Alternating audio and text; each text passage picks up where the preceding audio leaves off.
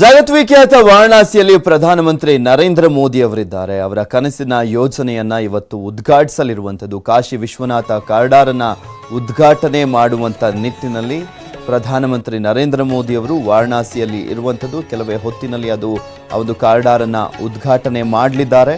ಸಾಕಷ್ಟು ಜನ ಗಣ್ಯಾತಿ ಗಣ್ಯರೆಲ್ಲರೂ ಕೂಡ ಸೇರಿರುವಂಥದ್ದು. 3000ಕ್ಕೂ ಹೆಚ್ಚು ಜನ ಸ್ವಾಮೀಜಿಗಳು ಸೇರಿದ್ದಾರೆ. ಕಾಶಿ ವಿಶ್ವನಾಥ ಕಾರಿಡಾರ್ ಉದ್ಘಾಟನೆಯ ಸಂದರ್ಭದಲ್ಲಿ ಕಾಶಿ ವಿಶ್ವನಾಥನ ಒಂದು ಗತಕಾಲದ ವೈಭವ ಮರುಕಳಿಸಿದೆ. ಈ ಸಂದರ್ಭದಲ್ಲಿ ಅದನ್ನು ಕಣ್ತುಂಬಿಕೊಳ್ಳಿಕ್ಕೋಸ್ಕರ ಸಾಕಷ್ಟು ಜನ ಪ್ರವಾಸಿಗರು ಭಕ್ತರು ಕೂಡ ಅಲ್ಲಿ ಆಗಮಿಸಿರುವಂಥದ್ದು. ಎಲ್ಲರಿಗೂ ಕೂಡ ಅವಕಾಶ ಇಲ್ಲ, ಆಯ್ದವರಿಗೆ ಮಾತ್ರ ಅಲ್ಲಿ ಅವಕಾಶವನ್ನು ನೀಡಲಾಗಿರುವಂಥದ್ದು. ಸಾಂಸ್ಕೃತಿಕ ಕಾರ್ಯಕ್ರಮಗಳನ್ನು ಕೂಡ ಆಯೋಜನೆ ಮಾಡಲಾಗಿದೆ. ಈ ಒಂದು ಸಂತಸವನ್ನು, ಈ ಒಂದು ಸಡಗರ ಸಂಭ್ರಮ ಇನ್ನೂ 1 ತಿಂಗಳುಗಳ ಕಾಲ ಇರುತ್ತೆ. ಮಕರ ಸಂಕ್ರಾಂತಿಯವರೆಗೂ ಕೂಡ ಆಚರಣೆ ಮಾಡುವಂಥ ನಿಟ್ಟಿನಲ್ಲಿ ಬಿಜೆಪಿ ಪಕ್ಷದಿಂದ ಆ ಒಂದು ಸಡಗರ ಸಂಭ್ರಮವನ್ನು 1 ತಿಂಗಳುಗಳ ಕಾಲ ಆಚರಣೆ ಮಾಡುವಂಥ ನಿಟ್ಟಿನಲ್ಲಿ ಆಲ್ರೆಡಿ ತೀರ್ಮಾನವನ್ನು ಮಾಡಿದ್ದಾರೆ. ಸೊ ಹೀಗಾಗಿನೇ ಮಕರ ಸಂಕ್ರಾಂತಿವರೆಗೂ ಕೂಡ ಆ ಸಂಭ್ರಮ ಅಲ್ಲಿ ಮನೆ ಮಾಡಿರುತ್ತೆ. ಪ್ರಧಾನಮಂತ್ರಿ ನರೇಂದ್ರ ಮೋದಿ ಅವರು ಇವತ್ತು ಅದನ್ನು ಉದ್ಘಾಟನೆ ಮಾಡ್ತಾ ಇರುವಂಥದ್ದು.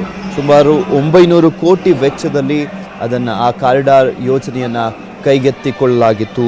ಮಾರ್ಚ್ ತಿಂಗಳಲ್ಲಿ 2019 ಮಾರ್ಚ್ ತಿಂಗಳಲ್ಲಿ ಪ್ರಧಾನಮಂತ್ರಿ ನರೇಂದ್ರ ಮೋದಿ ಅವರು ಅಲ್ಲಿ ಶಂಕುಸ್ಥಾಪನೆಯನ್ನು ಮಾಡಿದರು ಆ ಕಾರಿಡಾರ್ ಯೋಜನೆಗೆ.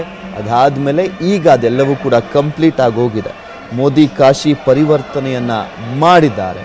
ಸಾಕಷ್ಟು ಸ್ವಚ್ಛತೆ ಇಲ್ಲದೆ ಗಬ್ನಾರುವಂತಹ ವ್ಯವಸ್ಥೆ ಎಲ್ಲ ಇತ್ತು ಅಲ್ಲಿ. ಅದೆಲ್ಲವೂ ಕೂಡ ಈಗ ಮಾಯವಾಗಿಬಿಟ್ಟಿದೆ. ಅಲ್ಲಿ ಅಷ್ಟೊಂದು ಸ್ವಚ್ಛತೆಯನ್ನು ಕೈಗೊಳ್ಳಲಾಗಿರುವಂಥದ್ದು, ಸಾಕಷ್ಟು ಅಭಿವೃದ್ಧಿಯನ್ನು ಮಾಡಲಾಗಿದೆ.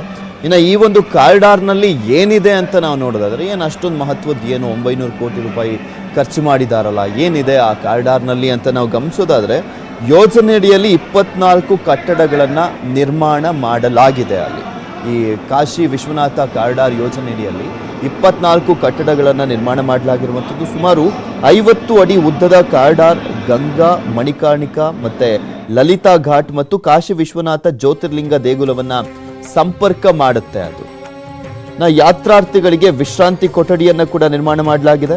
ವಾರಣಾಸಿ ಸಂಸ್ಕೃತಿ ಪ್ರತಿಬಿಂಬಿಸುವಂತ ಮ್ಯೂಸಿಯಂ ಮತ್ತು ಸಭಾಂಗಣವನ್ನು ಕೂಡ ಅಲ್ಲಿ ನಿರ್ಮಾಣ ಮಾಡಲಾಗಿರುವಂಥದ್ದು. 24 ಕಟ್ಟಡಗಳ ಪೈಕಿ ಹೋಮ ಹವನದಂತ ಧಾರ್ಮಿಕ ಕಾರ್ಯವನ್ನು ನಡೆಸಲಿಕ್ಕೂ ಕೂಡ ಯೋಗ ಶಾಲೆಗಳನ್ನು ತೆರೆಯಲಾಗಿದೆ. ಅರ್ಚಕರು, ಸ್ವಯಂ ಸೇವಕರು ಮತ್ತು ಯಾತ್ರಾರ್ಥಿಗಳಿಗೆ ವಿಶೇಷವಾದಂಥ ವಸತಿಯನ್ನ ಕೂಡ ಕಲ್ಪಿಸಲಾಗಿರುವಂಥದ್ದು. ಗಂಗಾ ನದಿಯನ್ನ ಕಣ್ತುಂಬಿಕೊಳ್ಳುವಂಥ ಗ್ಯಾಲರಿಯನ್ನ ತೆರೆಯಲಾಗಿದೆ. ದೇಗುಲದ 7,000 ಚದರ ಮೀಟರ್ ಪ್ರದೇಶ 10,000 ಜನರಿಗೆ ಧ್ಯಾನಕ್ಕೆ ಮೀಸಲಾಗಿದೆ. ಅಲ್ಲಿ ಆ ರೀತಿಯಾದಂಥ ವ್ಯವಸ್ಥೆಯನ್ನ, ವಿಶೇಷವಾದಂಥ ವ್ಯವಸ್ಥೆಗಳನ್ನ ಮಾಡಲಾಗಿದೆ. 7 ದ್ವಾರದಲ್ಲಿ ಕೆಫೆಟೇರಿಯಾ, ಆಧ್ಯಾತ್ಮ ಗ್ರಂಥಾಲಯ, ಫುಡ್ ಸ್ಟ್ರೀಟ್ ಅನ್ನ ಕೂಡ ನಿರ್ಮಾಣ ಮಾಡಲಾಗಿದೆ. ಎಲ್ಲವನ್ನೂ ಕೂಡ ಅಚ್ಚುಕಟ್ಟಾಗಿ ನಿರ್ಮಾಣ ಮಾಡಲಾಗಿದೆ.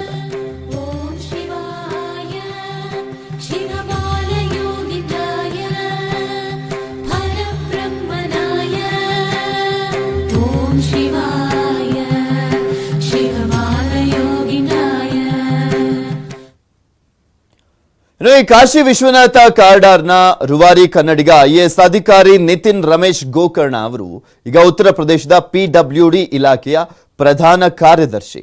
ನಿತಿನ್ ರಮೇಶ್ ಗೋಕರ್ಣ ಅವರ ಜೊತೆ ನಮ್ಮ ಪ್ರತಿನಿಧಿ ಶರಣು ಹಂಪಿ ಅವರನ್ನ ಮಾತನಾಡಿಸಿದ್ದಾರೆ. ಏನ್ ಹೇಳಿದ್ದಾರೆ ಇವರು ಕೇಳ್ಕೊಂಬರೋಣ. ಪ್ರಧಾನಿ ನರೇಂದ್ರ ಮೋದಿ ಅವರ ಕನಸಿನ ಯೋಜನೆ ಇದು. ಇಂದು ಕಾಶಿ ಕಾರಿಡಾರ್ ಯೋಜನೆ ಉದ್ಘಾಟನೆ ಆಗಲಿದೆ. ಇದರ ಹಿನ್ನೆಲೆಯಲ್ಲಿ, ಈ ಯೋಜನೆಯ ಹಿನ್ನೆಲೆಯಲ್ಲಿ ನಮ್ಮ ಕನ್ನಡಿಗ ಹೆಮ್ಮೆಯ IAS ಅಧಿಕಾರಿ ಕೂಡ ಅಲ್ಲಿ ಕೆಲಸ ಮಾಡಿ ಸಂಪೂರ್ಣವಾಗಿ ಯಶಸ್ವಿಗೊಳಿಸಲಿಕ್ಕೆ, ಸಾಕಾರಗೊಳಿಸಲಿಕ್ಕೆ ನಿತಿನ್ ರಮೇಶ್ ಗೋಕರ್ಣ ಅವರು ಈಗ ನಮ್ಮ ಜೊತೆಗಿದ್ದಾರೆ. पहले आपको काशी कॉरिडोर के बारे में आप क्या बोल सकते हैं सर? 2009 में कैसे थे सर उस वक्त काशी? उस समय जो पुराने समय का यदि आप देखें तो मंदिर बहुत संकुचित एरिया में हुआ करता था. दर्शन में बड़ी कठिनाइयां थी और खासतौर से जो बड़े जो पर्व होते हैं, जिसमें कि सावन के महीने में सोमवार है, महाशिवरात्रि है और बाकी कार्तिक मास के दौरान का, सावन के दौरान का जो मेला लगता है, उसमें बड़ी कठिनाई दर्शनार्थियों को हुआ करता था. तो एक धीरे धीरे करके जो आज का जो स्वरूप दिखने को मिल रहा है, इसमें लाखों श्रद्धालु आकर के बड़े आसानी से दर्शन करके माँ गंगा जी का भी और श्री काशी विश्वनाथ जी का भी दर्शन करके बड़े आसानी से वो अपना जो काशी यात्रा है उसको संपन्न कर सकेंगे। ये बहुत बड़ी उपलब्धि और बहुत बड़ा एक ट्रांसफॉर्मेशन काशी के लिए आज के तारीख का है।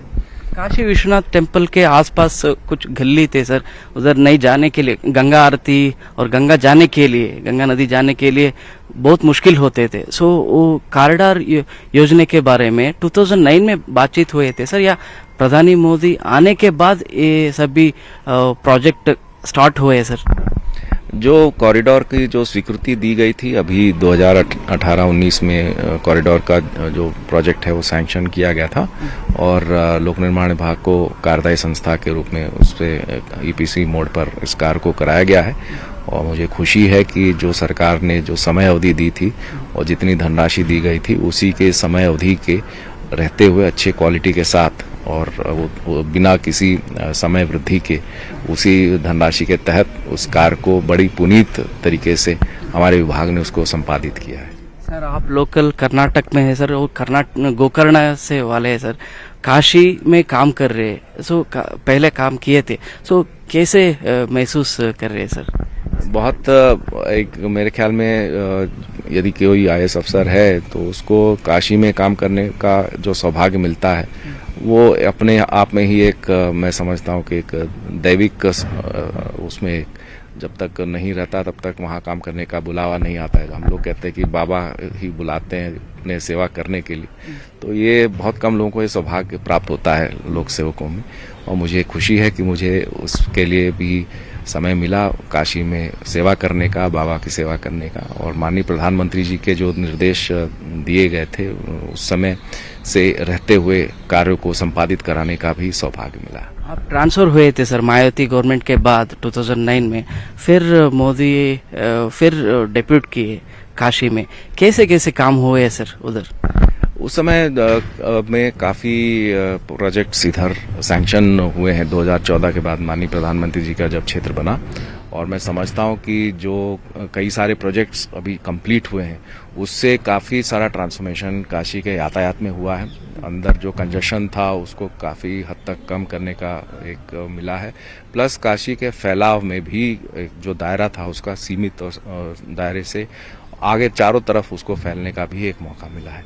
तो आगे आने वाले समय में समझूंगा कि काशी का जो बृहद स्वरूप है जो धीरे धीरे अनफोल्ड हो रहा है वो और आपको सामने नजर आएगा। सर आज का दिन उद्घाटन हो रहा है, मोदी उद्घाटन कर रहे हैं सर, आप कैसे महसूस कर रहे हैं सर? और आज एक डिफरेंट दिन है आपको भी, क्योंकि शादी आपके घर में चल रहे हैं सर, इसके बारे में क्या बोलते हैं? ये बहुत ही आज का दिन सौभाग्य का दिन है मेरे जीवन में, इसलिए कि मेरे घर में मेरी बेटी की शादी भी है और एक जिस क्षेत्र में जहाँ पे काम किया है वहाँ एक बहुत बड़ी एक परियोजना भी आज दर्शनार्थियों के लिए सुलभ हो रहा है। ये बहुत बड़ी उपलब्धि हमारे देश के लिए। आप कर्नाटक वाले सर, कर्नाटक वाले उत्तर प्रदेश में कंटिन्यू लास्ट 30 ईयर्स से आप काम कर रहे हैं, इसके बारे में क्या बोलते हैं सर आप लोग? मैं समझता हूं कि उत्तर प्रदेश एक ऐसा राज्य है जहां पर कोई आउटसाइडर का ऐसा कोई फीलिंग नहीं है और हर प्रदेश के जो लोग वहां पर काम करते हैं उनको अच्छा मौका राज्य ने दिया है, चाहे जिसकी भी सरकारें रही हो। और लोग बल्कि कन्नड़ और कर्नाटक के ऑफिसर्स को काफ़ी महत्वपूर्ण जगह भी मिले हैं। हमारे कर्नाटक के कई ऑफिसर्स हैं जो कि बहुत इम्पोर्टेंट पोजीशंस पे हैं। उसमें आप वर्तमान में जो गोरखपुर के हैं, नोएडा के हैं, ये भी कर्नाटक के ही ऑफिसर्स हैं। कानपुर के कमिश्नर ये भी कर्नाटक के। तो ऐसा बहुत बड़ा एक ट्रेडिशन भी है कर्नाटक के ऑफिसर्स का उत्तर प्रदेश में काम करके, अच्छा काम करके दिखाने का। कर्नाटक के बैकग्राउंड कैसे थे सर? गोकर्ण आप बोले, इसके बारे में क्या बोलते हैं? हमारे पूर्वज गोकर्ण के ही हैं और मेरे दादाजी गोकर्ण में पैदा हुए थे 1893 में। उसके बाद काम के वजह से रेलवेज में उनको जो नौकरी मिली तो बाहर चले गए थे, तो हम लोग सब बाहर। उसके बाद से एक कनेक्शन केवल गांव का नाम का रहा और मंदिरों से रहा, बाकी स्पिरिचुअल कनेक्शन तो हमेशा ही रहता है, वो तो कहीं जाता नहीं है। लेकिन आने जाने का जब भी समय मिलता है ज़रूर जाते हैं अपने गांव में, वहाँ पर लोगों से संपर्क में रहते हैं। अभी भी कई लोग हैं जिनसे हम सीधे संपर्क में हैं और साल में 1-2 बार तो जाना आना रहता ही है। Any last word about Gokarna and Kashi sir? मैं समझता हूँ कि दक्षिण काशी के रूप में गोकर्ण का नाम है और पंचगंगा घाट पे आप जाएंगे तो वहाँ गोकर्ण पर्तगाली मठ है, तो कनेक्शन जो है ये शताब्दियों से पुराना चला आ रहा है और मैं समझता हूँ कि ये एक तरीके से जुड़ाव और अपनत्व गोकर्ण में और काशी में जो मिलता है आपको वो बहुत कम जगह मिलता है। ಸೊ ಇದು IAS ಅಧಿಕಾರಿ ಕನ್ನಡಿಗರು ನಿತಿನ್ ರಮೇಶ್ ಗೋಕರ್ಣ ಅವರ ಮಾತು. ಕ್ಯಾಮರಾ ಪರ್ಸನ್ ಗುರುಶೇಖರ್ ಜೊತೆ ಶರಣು ಹಂಪಿ, ನ್ಯೂಸ್ 18 ಕನ್ನಡ. ಪ್ರಧಾನಮಂತ್ರಿ ನರೇಂದ್ರ ಮೋದಿ ಅವರು ವಾರಣಾಸಿಯಲ್ಲಿ ಅಲ್ಲೊಂದು ಸುತ್ತನ್ನು ಹಾಕ್ತಾ ಇದ್ದಾರೆ. ಅಲ್ಲಿ ಯಾವ ರೀತಿಯಾಗಿ ಅಭಿವೃದ್ಧಿ ಪಡಿಸಲಾಗಿದೆ ಅನ್ನೋದರ ಒಂದು ನೋಟವನ್ನು ನೋಡ್ತಾ ಇರುವಂಥದ್ದು. ಮುಖ್ಯಮಂತ್ರಿಗಳಾಗಿರುವಂಥ ಯೋಗಿ ಆದಿತ್ಯನಾಥ್ ಅವರ ಜೊತೆ ಅವರು ನಡ್ಕೊಂಡು ಹೋಗ್ತಾ ಅಲ್ಲಿನ ಅಭಿವೃದ್ಧಿಯ ಬಗ್ಗೆ ಮಾತನಾಡ್ತಾ ಇದ್ದಾರೆ. ಈಗೆಲ್ಲ ಅಭಿವೃದ್ಧಿ ಆಗಿದೆ, ಇನ್ನು ಏನು ಮಾಡಬಹುದು ಅನ್ನುವಂಥ ಚಿಂತನೆ ಕೂಡ ಇರುವಂಥದ್ದು ಅಲ್ಲಿ ಅವರಿಬ್ಬರಲ್ಲೂ ಕೂಡ ಅಷ್ಟೇ. ಕೆಲವೇ ಕ್ಷಣಗಳಲ್ಲಿ ಕಾಶಿ ವಿಶ್ವನಾಥ ಕಾರಿಡಾರನ್ನ ಉದ್ಘಾಟನೆ ಮಾಡಲಿದ್ದಾರೆ. ಅದಕ್ಕೂ ಮುಂಚೆ ಪ್ರಧಾನಮಂತ್ರಿಗಳು ಅಲ್ಲಿನ ಅಭಿವೃದ್ಧಿಯ ಬಗ್ಗೆ ಅದರ ಒಂದು ನೋಟವನ್ನು ನೋಡ್ತಾ ಇರುವಂಥದ್ದು ನಿಮಗೆ ತೋರಿಸ್ತಾ ಇದ್ದೀವಿ. ಆ ದೃಶ್ಯಾವಳಿಗಳಲ್ಲಿ ಗಮನಿಸ್ತಾ ಇದ್ದೀರಾ.